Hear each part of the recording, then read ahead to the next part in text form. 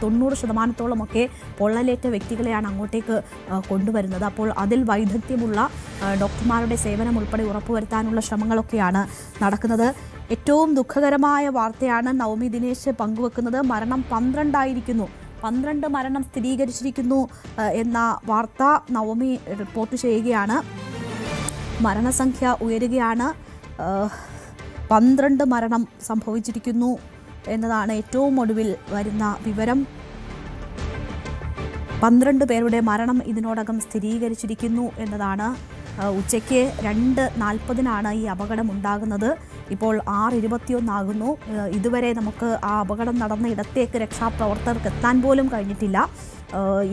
മരണം 12 ഉയർന്നിരിക്കുന്നു. 23 പേരെ ആശുപത്രിയിൽ എത്തിച്ചിട്ടുണ്ട് എന്നതാണ് നമുക്ക് ലഭ്യമാകുന്ന വിവരം. ഒരുപക്ഷെ ആശുപത്രിയിൽ എത്തിച്ചവർ അവരുടെ മരണവും കൂടി ആയിരിക്കാം ഈ സ്ഥിരീകരിക്കുന്നതിൽ ഉള്ളത്. നവമി നമുക്കൊപ്പം വിവരങ്ങളുമായി ചേരുന്നുണ്ട്. നവമി, ദുഃഖകരമായ വാർത്തകളാണ്. 12 മരണം ഉയരുന്നു എന്നത് ഏറ്റവും ഒടുവിൽ വരുന്നു. എന്താണ് വിശദാംശങ്ങൾ? രേണുക, എന്തായാലും അതീവ ദുഃഖകരമായ വാർത്തകളാണ്. മരണസംഖ്യ നേരത്തെ ഉയരുമെന്നൊരു കണക്ക് തന്നെയാണ് നേരത്തെ ഉള്ളവരെല്ലാവരും, മന്ത്രിമാരടക്കം പറഞ്ഞത്. ഇപ്പോൾ 12 മരണമായിരിക്കുകയാണ്.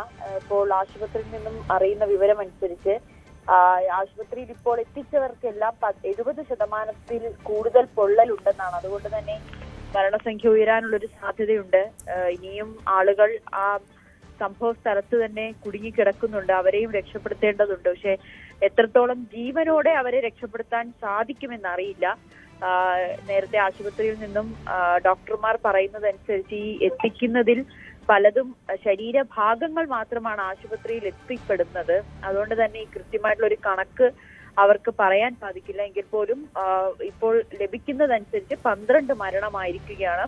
70%-ലധികം പൊള്ളലേറ്റാണ് ആളുകളെ അങ്ങോട്ടേക്ക് എത്തിക്കുന്നത്. അവർക്ക് കൃത്യമായിട്ടുള്ള ചികിത്സയും നൽകി തുടങ്ങിയിട്ടുണ്ട്. ഇനി നമുക്ക് അറിയേണ്ടത് ഈ പടക്ക നിർമ്മാണശാലയിൽ എത്ര പേരുണ്ട്, അവരെ എത്രമാത്രം രക്ഷിക്കാൻ കഴിയും എന്നുള്ളതാണ്. ഈ വയൽ പ്രദേശത്താണ് വലിയൊരു സ്ഫോടനമാണ് സംഭവിച്ചത്. വയലിന് നടുവിലാണ് ഈ പടക്ക നിർമ്മാണശാലയുള്ളത്.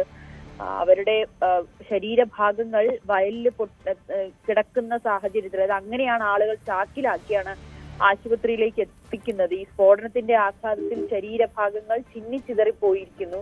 ആ ശരീരഭാഗങ്ങൾ പറക്കിയാണ് ആശുപത്രിയിലേക്ക് എത്തിക്കുന്നത്. എത്രമാത്രം ദാരുണമായ, എത്രമാത്രം വിഷമിപ്പിക്കുന്ന, വേദനാജനകരമായ ഒരു കാഴ്ചയായിരിക്കും അതെന്ന് നമുക്ക് ഊഹിക്കാൻ കഴിയും. എന്തായാലും 40ഓളം പേര് ആണ് ആ നിർമ്മാണ ശാലയിൽ തൊഴിലാളികളായി ഉണ്ടായിരുന്നതെന്നാണ് നമുക്ക് ലഭിക്കുന്ന വിവരം. അതിൽ എത്ര പേരെ നമുക്ക് രക്ഷപ്പെടുത്താൻ സാധിക്കും, എത്ര പേരാണ് മരിച്ചുപോയതെന്ന കണക്കൊക്കെ വരും മണിക്കൂറിൽ അല്ലെങ്കിൽ വരും മിനിറ്റുകളിൽ നമുക്ക് അറിയാൻ സാധിക്കും. എന്തായാലും കളക്ടർ അന്വേഷണം പ്രഖ്യാപിച്ചിരിക്കുകയാണ്. ആരോഗ്യമന്ത്രി ഉൾപ്പെടെയുള്ളവർ അങ്ങോട്ടേക്ക് തിരിച്ചിട്ടുണ്ട്, തൃശ്ശൂരിലേക്ക് എത്തുന്നുണ്ട്. പകുതി ആളുകളും തൃശ്ശൂർ മെഡിക്കൽ കോളേജിലാണ് പ്രവേശിപ്പിച്ചിരിക്കുന്നത്. മറ്റിടങ്ങളിലേക്കും എത്തിക്കാനുള്ള, സ്വകാര്യ ആശുപത്രികളിലേക്ക് അടക്കം എത്തിക്കാനുള്ള സൗകര്യങ്ങളും ഒരുക്കി കഴിഞ്ഞു. ഡ്രോൺ ഉപയോഗിച്ചുള്ള ഒരു നിരീക്ഷണം നടത്തി കഴിഞ്ഞു. അതിൽ നിന്നാണ് എത്രമാത്രം തീ അണയ്ക്കാൻ സാധിക്കും, അല്ലെങ്കിൽ എത്ര പേര് അതിന്റെ ഉള്ളിൽ ഉൾപ്പെട്ടിട്ടുണ്ടെന്നൊക്കെ ഉള്ളൊരു കണക്ക് പോലീസിന് ലഭിച്ചത്. അതനുസരിച്ചാണ് ഫയർഫോഴ്സും ഈ രക്ഷാപ്രവർത്തകരും ഒക്കെ ഈ നിർമ്മാണശാലയ്ക്ക്, പടക്ക നിർമ്മാണശാലയ്ക്ക് അടുത്തേക്ക് വന്നത്. ഈ സംഭവം 2:30 സംഭവിച്ചത്. പക്ഷേ മണിക്കൂറുകൾ കഴിഞ്ഞിട്ടും ആളുകൾക്ക് അതിന്റെ അടുത്തേക്ക് എത്താൻ സാധിക്കാത്തത് ഈ ഓരോ ശാലകളിലും 12, നമുക്ക് വിവരം വരുന്നതനുസരിച്ച് രേണുക 12ഓളം ശാലകൾ ഉണ്ടായിരുന്നു എന്നാണ്, വെടിപ്പുരകൾ ഉണ്ടായിരുന്നു എന്നാണ് അറിയാൻ സാധിക്കുന്നത്. അങ്ങനെയാണെങ്കിൽ എത്രമാത്രം വലിയൊരു ദുരന്തമാണ് അവിടെ സംഭവിച്ചിരിക്കുന്നത്, എത്ര വലിയൊരു തീപിടുത്തമാണ്, അല്ലെങ്കിൽ എത്രയും വലിയൊരു സ്ഫോടനമാണ് അവിടെ സംഭവിച്ചിരിക്കുന്നത് എന്ന് നമുക്ക് മനസ്സിലാകും. എന്തായാലും ഈ 12 പുരകളും കത്തി നശിച്ചു. അത് ഈ തുടർച്ചയായിട്ടുള്ള സ്ഫോടനമാണ് രക്ഷാപ്രവർത്തനത്തിന്റെ ആദ്യ സമയങ്ങളിൽ വലിയ വെല്ലുവിളിയായത്. ആ ദൃശ്യങ്ങൾ തന്നെ നമുക്ക് കാണാം. എത്രമാത്രം ഉപകരണങ്ങളാണ്, അല്ലെങ്കിൽ ഈ പടക്കങ്ങളും അല്ലെങ്കിൽ വലിയ വലിയ ഉപകരണങ്ങളാണ് അവരവിടെ അമിട്ടടക്കമുള്ള വലിയ വസ്തുക്കളാണ് അവർ നിർമ്മിച്ചുകൊണ്ടിരുന്നത്. ശരി, വിവരങ്ങൾ ശേഖരിക്കൂ നവമി. നമുക്കറിയാം വലിയൊരു അപകടമാണ് ഉണ്ടായിരിക്കുന്നത്. 12 വെടിക്കെട്ട് പുരകൾ ഉണ്ടായിരുന്നു അവിടെ എന്നതിൻ്റെ വിവരമാണ് ഏറ്റവും ഒടുവിൽ പുറത്തു വരുന്നത്. നേരത്തെ വരെ നമുക്ക് മനസ്സിലാക്കാൻ കഴിഞ്ഞിരുന്നത് 5 വെടിക്കെട്ട് പുരകൾ എന്നായിരുന്നു. അപ്പോൾ 12ഓളം വെടിക്കെട്ട് പുരകൾ. അവിടെയൊക്കെ ഈ പൂരം അടുത്തു വരുന്നു. 24-നാണ് പൂരം. അപ്പോൾ അതിനു വേണ്ടിയുള്ള സാമ്പിൾ വെടിക്കെട്ടിനുള്ള കാര്യങ്ങളൊക്കെ എത്തിച്ചു കഴിഞ്ഞിരുന്നു എന്നതാണ് പറയുന്നത്. അപ്പോൾ സാമ്പിൾ വെടിക്കെട്ടിൻ്റെ പണികളെല്ലാം പൂർത്തിയാക്കിയിരുന്നു എന്ന് ആ തൊഴിലാളി നമ്മളോട് നേരത്തെ പറഞ്ഞിട്ടുണ്ട്. അപ്പോൾ പൂരത്തിന് വേണ്ടിയുള്ള തയ്യാറെടുപ്പുകളാണ് ഇപ്പോൾ നടന്നത് എന്നതാണ് മനസ്സിലാക്കുന്നത്. അങ്ങനെ 12 വെടിക്കെട്ട് പുരകളിലും നിറയെ തൊഴിലാളികൾ ഈ പണികളിൽ ഏർപ്പെട്ടുകൊണ്ടിരിക്കുകയായിരുന്നു. നമ്മൾക്ക് കാണാം ഓരോ വെടിക്കെട്ട് പുരയിലും 5-ലധികമൊക്കെ ജീവനക്കാരെ നമുക്ക് കാണാം. അപ്പോൾ എന്താണ് ഇതിൻ്റെ ഒരു റിയാലിറ്റി എന്നത് നമ്മൾ ഇനിയും കാത്തിരുന്ന് മാത്രമേ മനസ്സിലാക്കാൻ കഴിയുകയുള്ളൂ. എത്ര തൊഴിലാളികൾ അവിടെ ഉണ്ടായിരുന്നു എന്ന കാര്യത്തിൽ പോലും കൃത്യമായ ഒരു എണ്ണം ഇല്ല. ഇപ്പോഴും രക്ഷാപ്രവർത്തനത്തിൽ ഏർപ്പെട്ടിരിക്കുന്നവർക്ക്, അഗ്നിശമന സേന അംഗങ്ങൾക്ക് ആ അപകടം നടന്ന ഇടത്തേക്ക് പൂർണ്ണമായും എത്താൻ കഴിഞ്ഞിട്ടില്ല. ഇപ്പോഴും തുടർ സ്ഫോടനങ്ങൾ ഉണ്ടാകുന്നത് വലിയ വെല്ലുവിളിയായി തുടരുന്നുണ്ട്. മന്ത്രി കെ രാജൻ നമ്മളോട് സംസാരിക്കുമ്പോൾ അദ്ദേഹവും പറഞ്ഞത് രക്ഷാപ്രവർത്തനം വലിയ വെല്ലുവിളിയേറിയതാണ്. കാരണം അവിടെ തുടർ സ്ഫോടനങ്ങൾ ഉണ്ടാകുന്നുണ്ട്. ഈ ഘട്ടത്തിൽ അവിടേക്ക് കടക്കുന്നത് കാഷ്വാലിറ്റി കൂട്ടാനേ ഉപകരിക്കുകയുള്ളൂ. അതുകൊണ്ട് തന്നെ ഈ രക്ഷാപ്രവർത്തകർ അങ്ങോട്ടേക്ക് കടക്കരുത് എന്ന കർശന നിർദ്ദേശം കൊടുത്തിരിക്കുകയായിരുന്നു. നമുക്ക് ദൃശ്യങ്ങളിൽ കാണാം, നാട്ടുകാരുൾപ്പെടെ ഈ രക്ഷാദൗത്യത്തിൻ്റെ ഭാഗമാകുന്നുണ്ട്. പക്ഷേ ആ നിയന്ത്രണങ്ങൾക്കുള്ളിൽ നിന്നുകൊണ്ടുള്ള ഇടപെടലാണ് അവർ നടത്തുന്നത്. ചിന്നിച്ചിതറിയ ശരീരഭാഗങ്ങൾ വളരെ ദൂരേക്കൊക്കെ തെറിച്ച് വീണിട്ടുണ്ട്. ആ പാടത്തിൻ്റെ പല ഭാഗങ്ങളിലായി ചിന്നിച്ചിതറിയ മനുഷ്യ ശരീരങ്ങൾ കൂട്ടിപ്പറക്കുന്ന മനുഷ്യരെയാണ് നമ്മൾ കാണുന്നത്.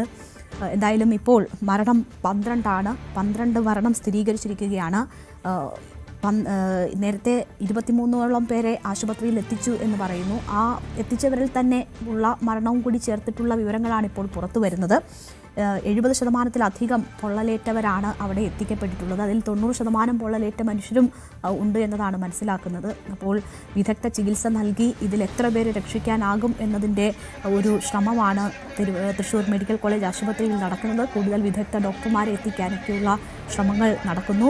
ഇരുട്ട് വ്യാപിച്ചു തുടങ്ങിയിട്ടുണ്ട്. ഇനി രക്ഷാദൗത്യം എന്നത് വളരെ ശ്രമകരമാകും. അവിടെ വെളിച്ചം ഉൾപ്പെടെ എത്തിക്കുക എന്നതൊക്കെ വലിയ ശ്രമകരമായ ദൗത്യമാകും. വലിയ ഒരു പാടത്തിന് നടുക്കാണ് ഈ വെടിപ്പുരകൾ സജ്ജീകരിച്ചിരുന്നത്. അടുത്തൊന്നും ജനവാസ കെട്ടിടങ്ങളോ വീടുകളോ ഒന്നും ഇല്ല. വളരെ ദൂരെയാണ് വീടുകളുള്ളത്.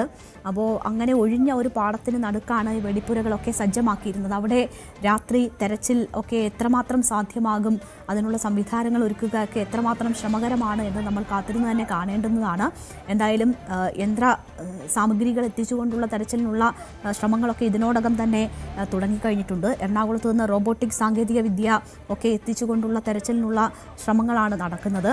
അപ്പോൾ രാത്രി രക്ഷാദൗത്യം തുടരും എന്നതാണ് നമുക്ക് മനസ്സിലാക്കാൻ കഴിയുന്നത്. ഇപ്പോഴും തുടർ സ്ഫോടനങ്ങൾ ഉണ്ടാകുന്നത് വലിയ വെല്ലുവിളി ഉയർത്തുന്നുണ്ട്. അപ്പോൾ രക്ഷാദൗത്യം രാത്രിയും തുടരേണ്ടി വരുന്ന ഒരു സാഹചര്യമാണുള്ളത്. ഇവിടെ പലയിടത്തും ഇപ്പോൾ വേനൽ മഴ ലഭിക്കുന്നുണ്ട്. തിരുവനന്തപുരത്തൊക്കെ പലയിടങ്ങളിലും മഴ ലഭിക്കുന്നുണ്ട് എന്നതാണ് മനസ്സിലാകുന്നത്. ഒരു പക്ഷേ മഴ പെയ്താൽ അനുഗ്രഹമാകുമോ, ഈ തീയണയ്ക്കുന്നതിനത് സഹായകമാകുമോ എന്നറിയില്ല. എന്തായാലും ഇതുവരെ ആ തീ അണയ്ക്കാൻ പോലും നമുക്ക് കഴിഞ്ഞിട്ടില്ല. അവിടെ പലയിടങ്ങളിലും തുടർ സ്ഫോടനങ്ങൾ ഉണ്ടാകുന്നു. അത് രക്ഷാദൗത്യത്തിന് പോലും വലിയ വെല്ലുവിളിയാകുന്ന സാഹചര്യമാണ്.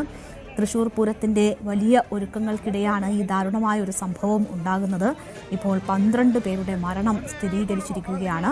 5 പേരുടെ നില ഗുരുതരമാണ് എന്ന വിവരങ്ങൾ കൂടിയുണ്ട്. മുഖ്യമന്ത്രി ഈ വിഷയത്തിൽ ഇടപെട്ട് വിദഗ്ധ ചികിത്സ ഉൾപ്പെടെ ഉറപ്പുവരുത്തുന്നതിന് സാധ്യമായ എല്ലാ നടപടികളും സ്വീകരിക്കാനുള്ള നിർദ്ദേശം നൽകിയിട്ടുണ്ട്. മന്ത്രി കെ രാജൻ സംഭവസ്ഥലത്തേക്ക് പുറപ്പെട്ടിട്ടുണ്ട്. ആരോഗ്യമന്ത്രി വീണ ജോർജും സംഭവസ്ഥലത്തേക്ക് പുറപ്പെട്ടിട്ടുണ്ട്. DGP റവാഡ ചന്ദ്രശേഖർ ഉൾപ്പെടെയുള്ളവർ ഉടൻ അവിടെ എത്തും എന്നതാണ് പ്രതീക്ഷിക്കുന്നത്. വലിയ രീതിയിൽ ഈ രക്ഷാദൗത്യത്തിനൊക്കെയുള്ള ഏകോപനവും ക്രമീകരണവും ഒക്കെ ഒരുക്കിയിട്ടുണ്ട്.